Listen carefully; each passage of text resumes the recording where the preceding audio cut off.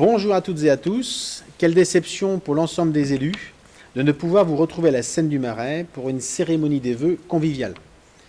Après 2 années très compliquées et fatigantes moralement, la vaccination nous a tout de même permis de retrouver certaines activités habituelles bien agréables. Confinement, isolement, protocole d'accueil et de nettoyage, mise en sommeil des activités associatives et commerciales, perte de travail et décrochage scolaire ont été les conséquences de cette pandémie du Covid-19. Nous devons apprendre à vivre avec ce virus, alors à nous aujourd'hui de trouver les solutions pour rebondir collectivement. L'aide aux familles, le maintien des subventions aux associations, la mise à disposition facilitée des bâtiments communaux, le lancement des projets structurants, le maintien d'une politique volontariste sont les actions menées par la commune afin de limiter l'impact de ces 2 années difficiles. Nous nous sommes également attachés à soutenir les journées de vaccination organisées par le centre de soins via la mise à disposition de la salle des fêtes et du matériel nécessaire à l'organisation de ces journées. Merci aux acteurs de santé de leur implication dans cette campagne de vaccination à l'échelle communale.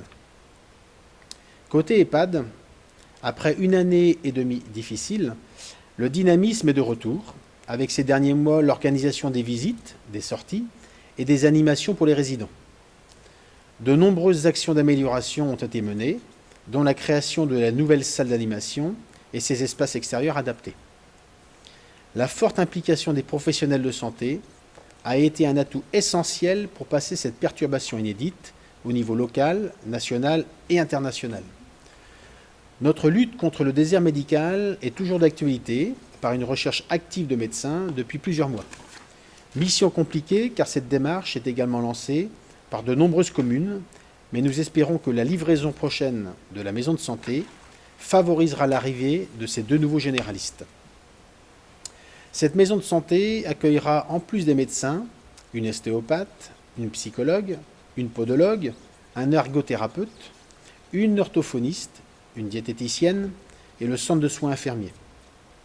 Les travaux d'aménagement et de parking seront suivis de la rénovation complète de la rue Cargomar. Notre volonté de dynamisme reste notre priorité pour répondre au bien-être de chacune et de chacun d'entre vous. Pour cela, chaque commission travaille ardemment afin que chaque sujet, chaque idée, chaque proposition d'amélioration soit examinée pour ensuite, si possible, être mise en œuvre. Inutile de rappeler l'importance de nos commerces de proximité pour continuer à accroître notre attractivité. Nous souhaitons un partenariat fort avec nos commerces et nos entreprises locales. La création de l'association des commerçants et artisans va permettre de renforcer cette collaboration et ainsi faciliter l'arrivée de nouvelles activités de vente et de services. Après quelques mois de travaux, 2 nouvelles enseignes vont enfin voir le jour. La première sera spécialisée dans le monde du fromage et la seconde dans les saveurs des îles. Bienvenue également au jeune Thomas Veillon, qui vient de lancer dans la zone artisanale son activité de motoculture et de réparation de moteurs de chaland. Nous croyons à la volonté collective de nos commerçants pour répondre aux attentes des habitants de la commune. Cela fut le cas du tabac presse qui a intégré le nouveau relais poste dans son commerce. Cette transition est actuellement provisoire en attendant son transfert vers un bâtiment communal plus vaste et mieux adapté. Nous avons tous notre rôle à jouer pour favoriser nos commerces de proximité. S'y déplacer, c'est pérenniser leur présence dans notre centre-ville. Ne boudons pas le retour des festivités et des animations communales diverses et variées qui reprennent vie petit à petit sur la zone festive, à la Senne du Marais, à la salle des fêtes ou à la bibliothèque. Nous ferons tout ce qui est en notre pouvoir pour faciliter l'organisation de ces moments indispensables au moral de toutes et de tous. Pour 2021-2022, la commune a souhaité assurer l'organisation de son programme culturel, malgré des protocoles sanitaires très changeants. Ces parenthèses artistiques permettent de nous faire voyager au rythme des spectacles, dans les conditions les plus agréables possibles. Cette programmation est présentée pour la première fois dans une brochure culturelle, guide pratique indispensable pour faire vos choix artistiques. Pour faciliter l'organisation de cette saison culturelle, une billetterie a également vu le jour, vous permettant ainsi des inscriptions plus rapides. Nous espérons comme vous que l'année 2022 permette le retour des animations associatives tant attendues par les petits et les grands. En 2021, les inscriptions à la restauration scolaire ont de nouveau été en très forte hausse. Les fréquentations records mesurées confortent ainsi la municipalité dans sa décision de construire 2 nouveaux restaurants satellites pour améliorer le confort des enfants et des agents. Une charte éducative a également été rédigée par la commune et les écoles Simone de Beauvoir, Kergomar et Aignac afin de lister les responsabilités des uns et des autres pour une efficacité collective. Chacun participe ainsi à la qualité éducative de vos enfants, suivant ses compétences et son domaine d'action. Pour faire face à cette pandémie du Covid-19, toutes les classes ont été équipées de détecteurs de CO2, de température et d'hygrométrie, dans le but de connaître heure par heure la qualité de l'air des bâtiments scolaires. L'aération de ces bâtiments sera ainsi adaptée en fonction des données mesurées, assurant ainsi un renouvellement de l'air le plus adapté possible.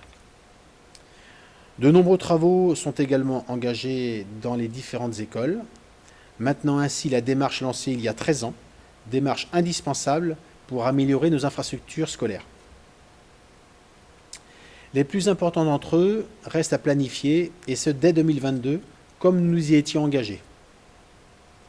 La maison de l'enfance n'est pas en reste, avec ses forts taux de fréquentation, résultantes du dynamisme de ses animateurs et autres personnels communal associés. Des travaux seront réalisés sur le patio en 2022, afin de faciliter et surtout d'optimiser l'utilisation des infrastructures par les agents et les enfants. La nouveauté de l'année 2021 fut la création du service enfants-jeunesse avec l'arrivée de Tony Simoes pour les animations de jeunes de 11 à 18 ans.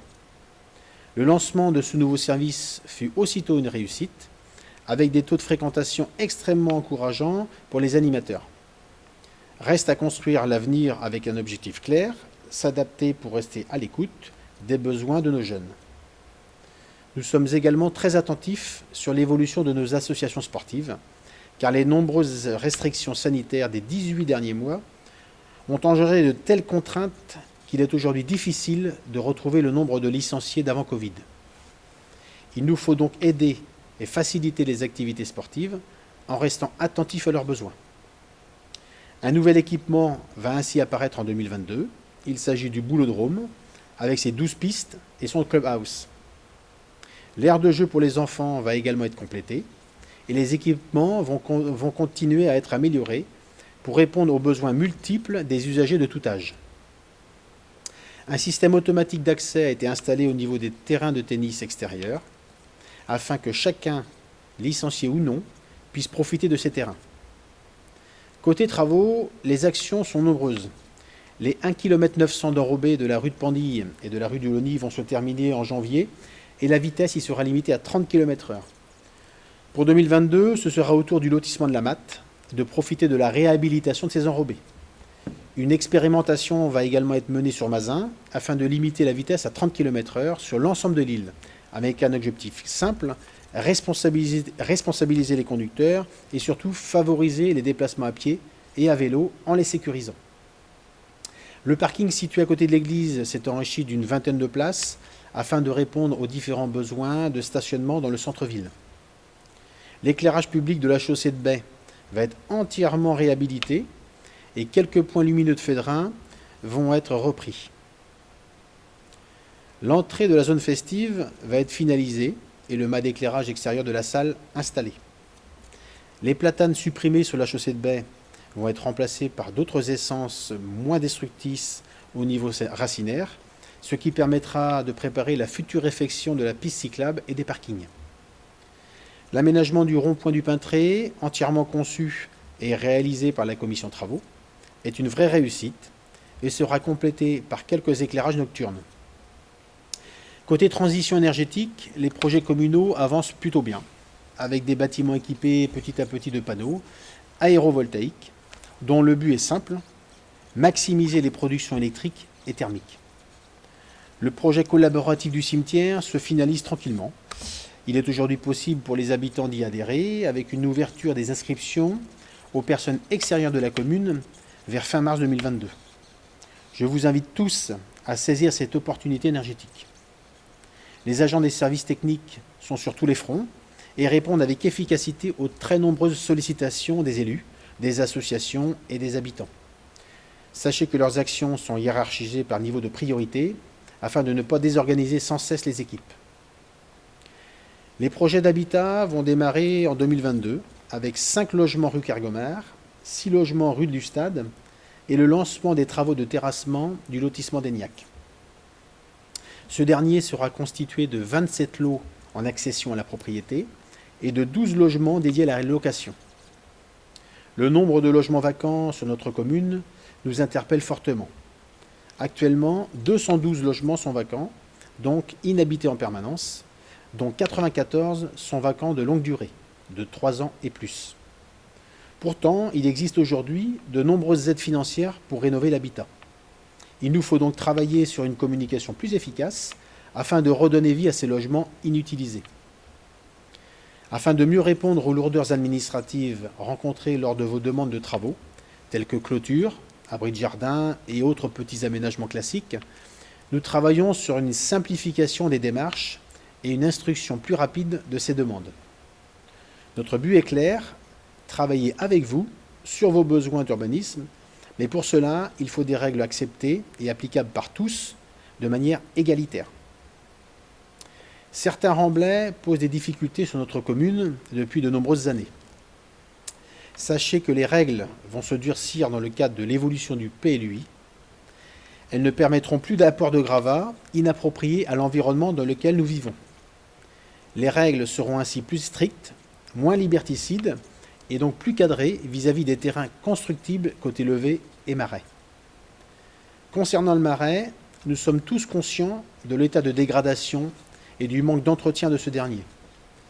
Bien évidemment, les coutumes changent et les générations ne vivent pas de la même façon. Afin d'assurer tous les ans le nettoyage des curés autour des îles, la commune va s'équiper d'une plate en aluminium dès janvier. Nous sommes persuadés qu'un programme ambitieux de curage des piardes, des canaux, des curés, des grandes curées permettrait d'assurer la présence de l'eau l'été aux endroits stratégiques pour les activités de pêche et de chasse, mais permettrait aussi de revoir les niveaux d'eau afin d'éviter le développement des plantes invasives sur les plats du marais.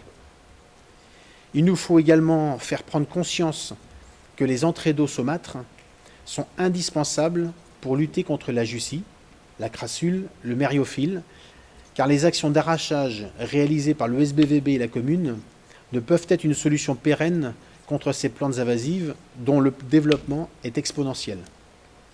Parallèlement, nous interpellons régulièrement le SBVB sur l'état de délabrement et d'inefficacité des exutoires entre les marais et la Loire. Nous demandons depuis plusieurs années que soient lancés en urgence les travaux indispensables à la maîtrise des inondations. Cela fait déjà quelques dizaines d'années que les exutoires ne sont plus adaptés à l'urbanisation périphérique du marais de Brière. Il nous faut donc nous battre pour que ces travaux soient enfin réalisés. Concernant les chemins communaux existants, ils vont être remis en état petit à petit dès 2022 afin de les rendre à nouveau praticables après des années de délaissement pour certains d'entre eux. Une action d'éco-pâturage vient d'être lancée à côté de l'EHPAD. Elle permettra d'assurer un entretien décarboné des espaces verts et apportera de l'animation auprès des résidents. Il est compliqué d'aborder en si peu de temps les très nombreuses actions lancées par la municipalité. Une chose est certaine, sans ces agents administratifs, ces techniciens, ces agents d'entretien, ces agents de service, ces animateurs, la municipalité ne pourrait mener à bien tous ces projets et ces améliorations. Je remercie sincèrement l'ensemble du personnel pour leurs investissements et leur participation aux nombreux défis que nous nous sommes fixés. Je souhaite également profiter de ce message des vœux pour féliciter et mettre en lumière, comme il se doit, certains de nos administrés qui se sont démarqués de manière extraordinaire lors de cette année 2021. Je laisse la parole maintenant à Dominique Fischer pour les remerciements côté sportif. Félicitations à Gaël Fourage et Johnny Chotard qui se sont très impliqués dans la vie associative locale. Depuis maintenant 2 années, ils ont obtenu les médailles d'or et d'argent mondiales de full contact en Italie. Résultat exceptionnel mais pas surprenant pour ces 2 virtuoses du sport de combat. Félicitations à Éric Guérin, acteur bien connu et reconnu dans le monde de la gastronomie. Le Goemio Tour Grand Ouest 2021 a fait étape à Morlaix, l'occasion de célébrer les chefs cuisiniers et les lauréats des régions formant le Grand Ouest. L'épreuve s'est tenue au Sioux, l'ancienne manufacture des tabacs de Morlaix, devenue un nouveau lieu culturel.